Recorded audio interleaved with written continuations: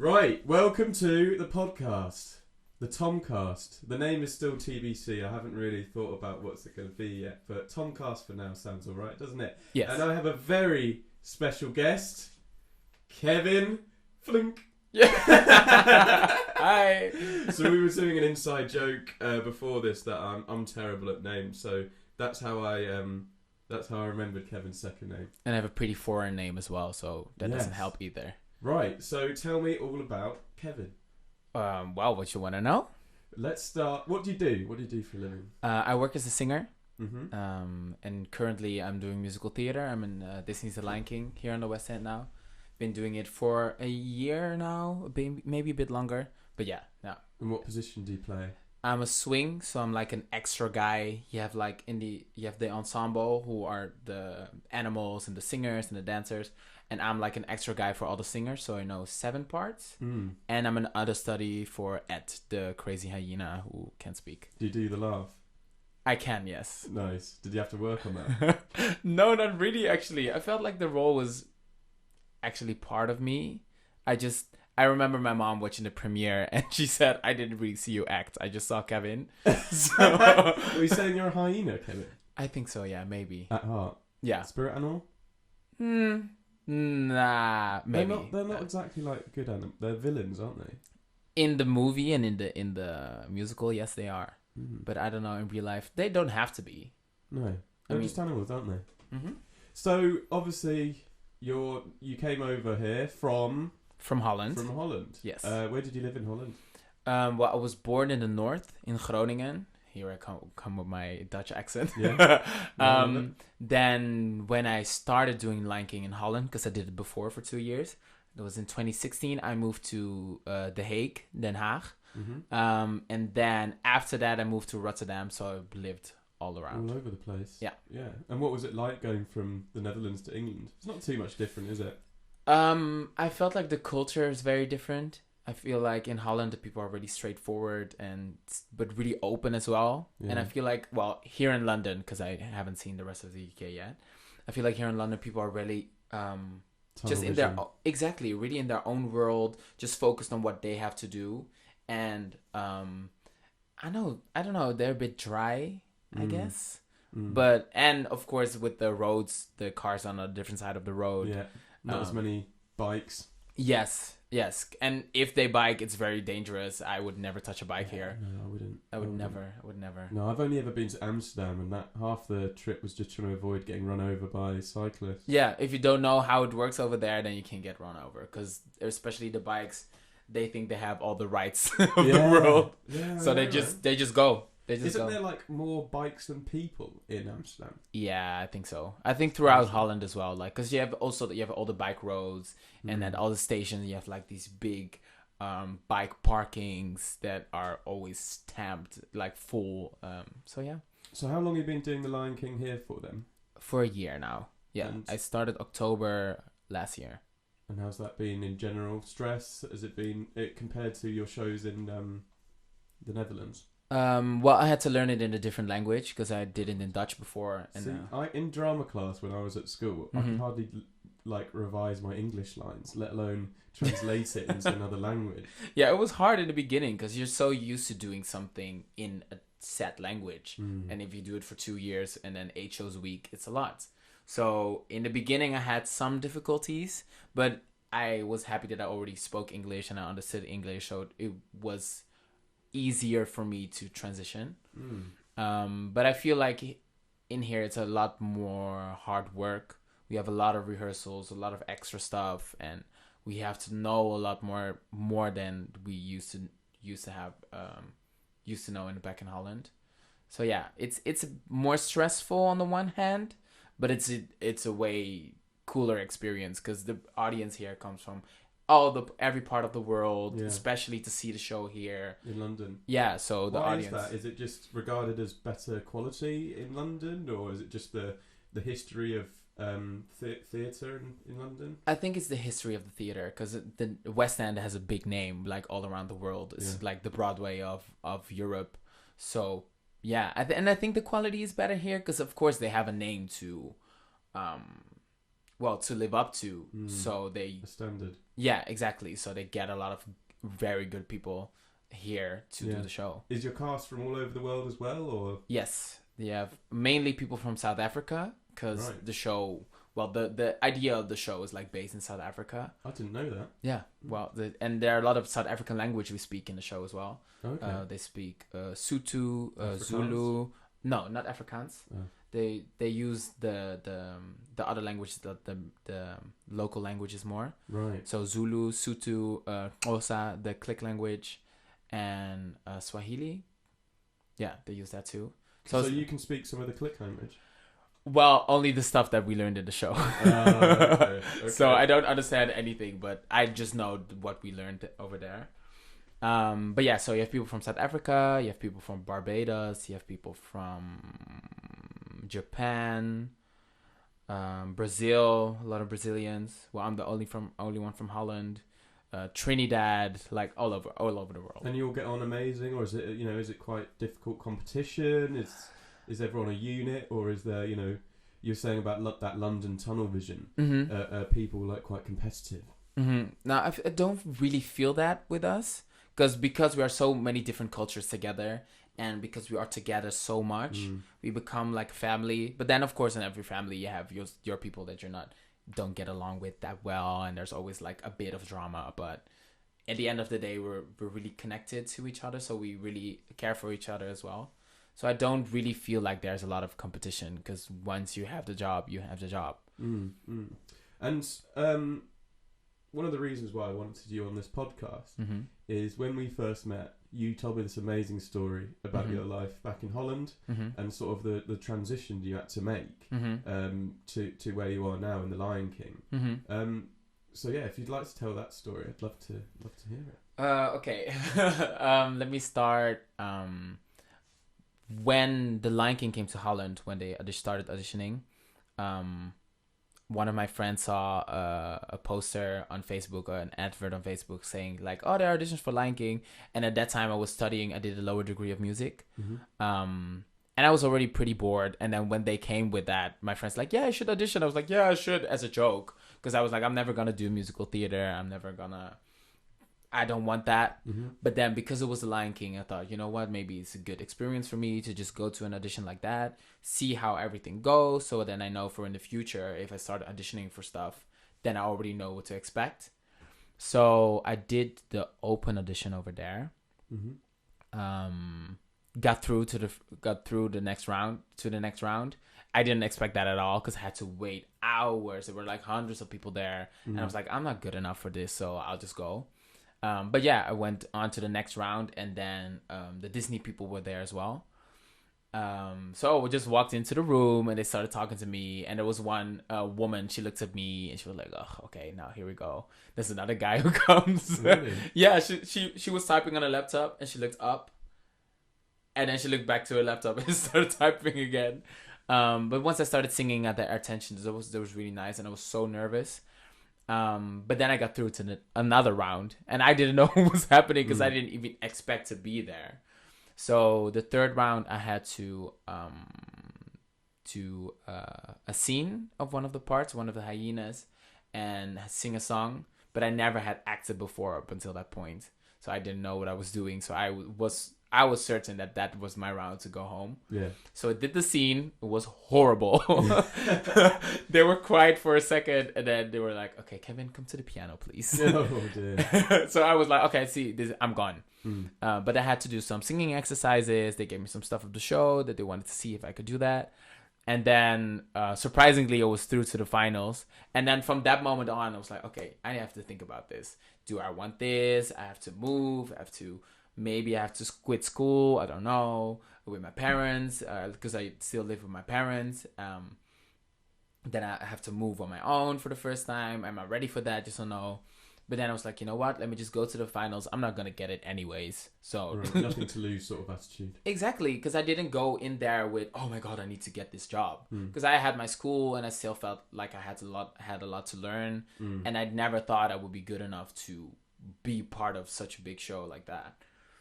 So I did the finals. I sang a song. And then they asked me why I was always so nervous.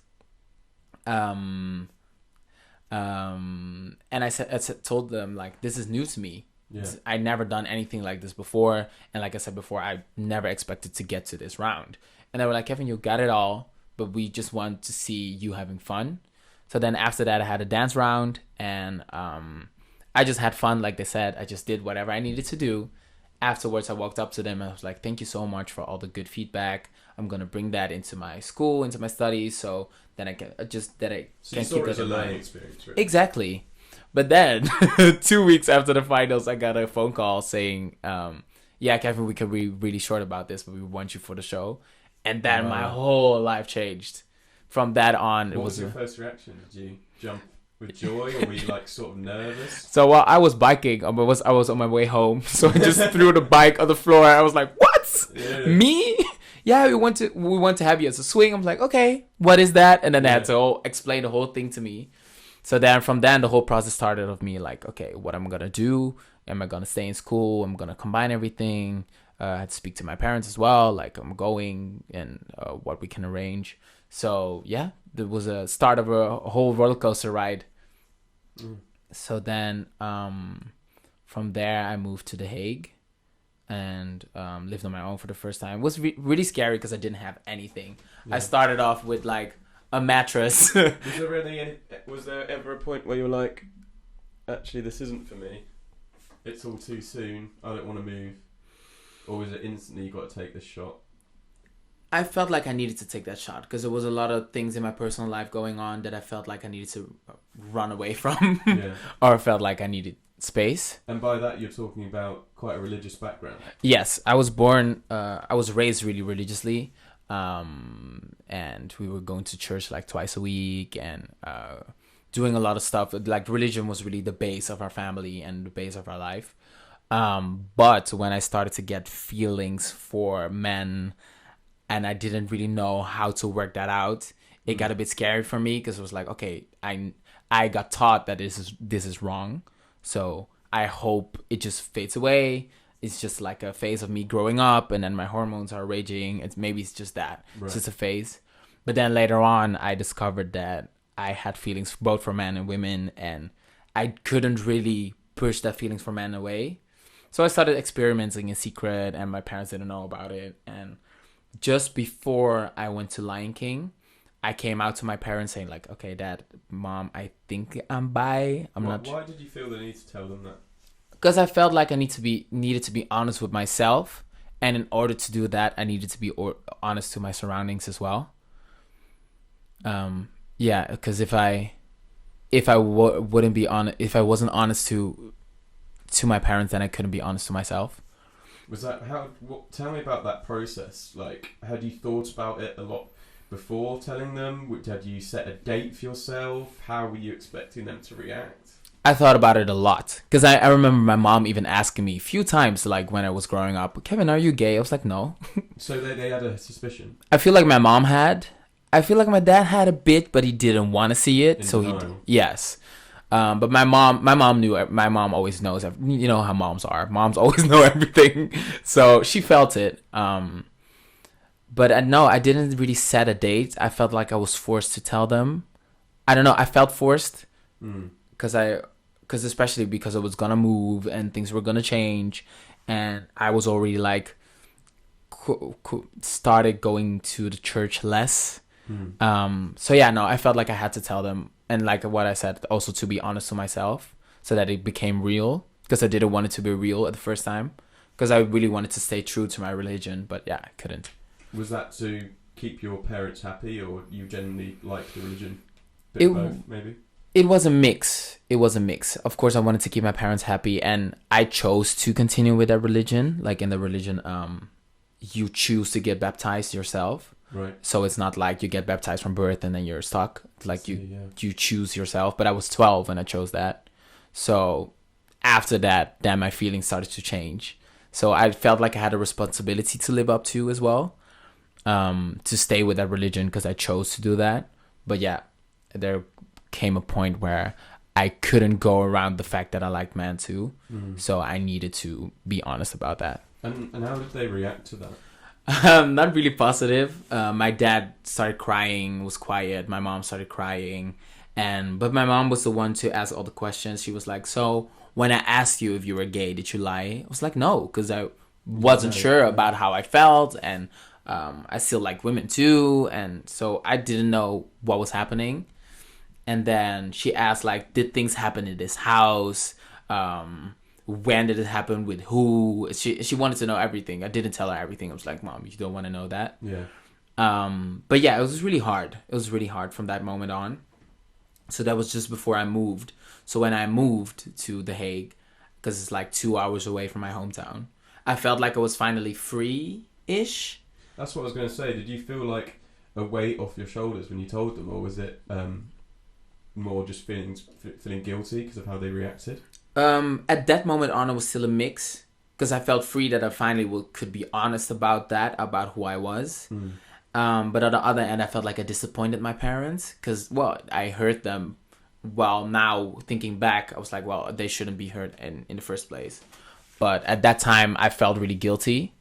So then when I moved to The Hague, I felt kind of free. But because the community is really, really big and really close as well, I knew a lot of people over there too who were within the community. So I was always a bit like, oh, okay, I'm not sure if I can do this outside, because then people are going to look at me weird. But I felt like going in... The religious community you're talking about. Sorry? The religious community. Yes. Yeah. So, but when I started working at work, I was like, you know what? I'm just going to step in, not say anything about my life, just see how people see me, see how I want to portray myself. And then that was the start of me discovering who I wanted to be and who I was, and about my feelings. And I felt like it was a good choice for me to do that.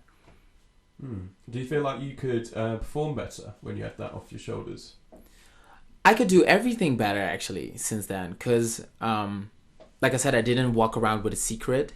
Because I don't like keeping secrets, because they just mess me up. So yeah, I felt like I could just finally breathe and just walk like I wanted to walk, talk like I wanted to talk. Like I didn't have to think, oh no, Kevin, you have to pose as straight, you have to walk like that, talk in this type of way. So you used to change your walk. I tried, but it didn't really work. But I was very aware of how I walked, how I spoke, and Christ. Yeah. Is there such thing as a gay walk? Yes. I feel like I've seen some people, and I'm like, you're probably gay.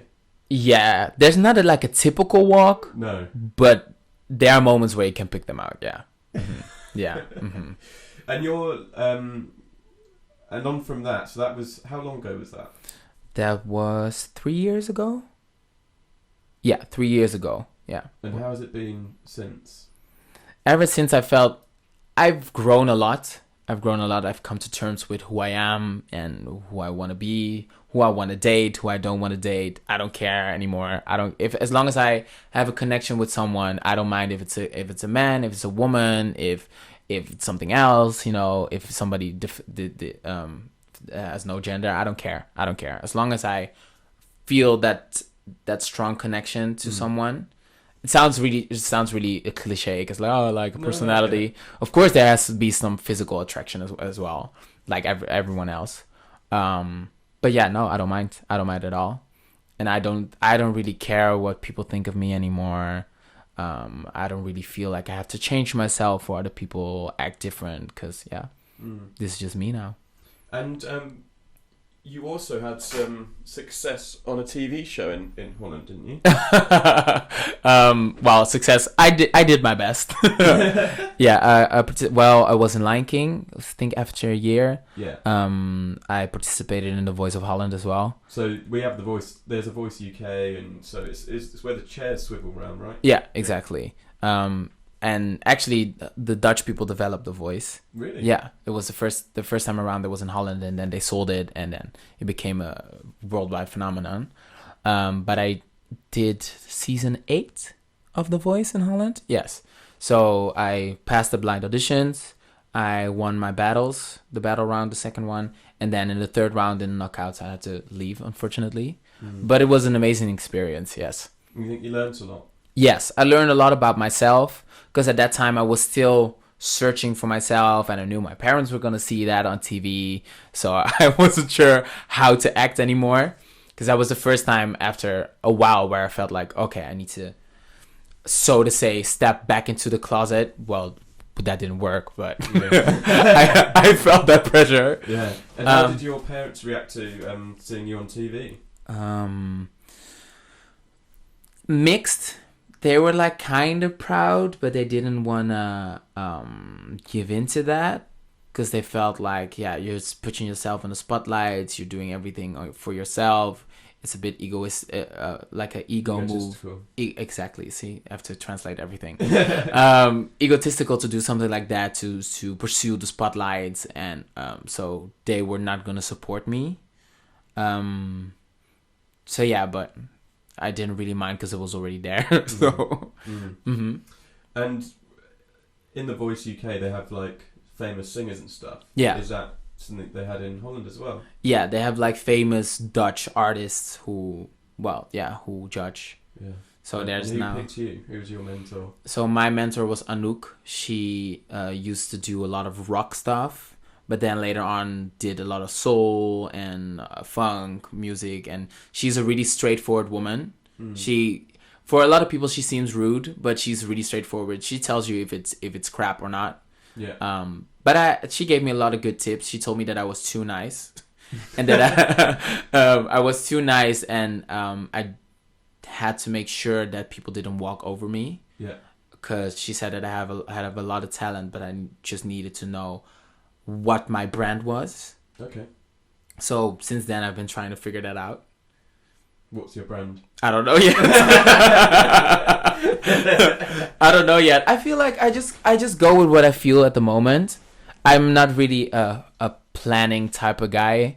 Of course I have dreams, and of course I have things that I want to achieve, but I don't know. I just feel what I feel in the moment, and I just go with it. So is the dream to become all on stage, or you want to be on radio, or either or sort of thing? I think it's a bit of a mix. I would love to work as a backing vocalist for like big artists and tour with them. I don't necessarily need to be in the spotlights, because I still want to have a normal life. Yeah.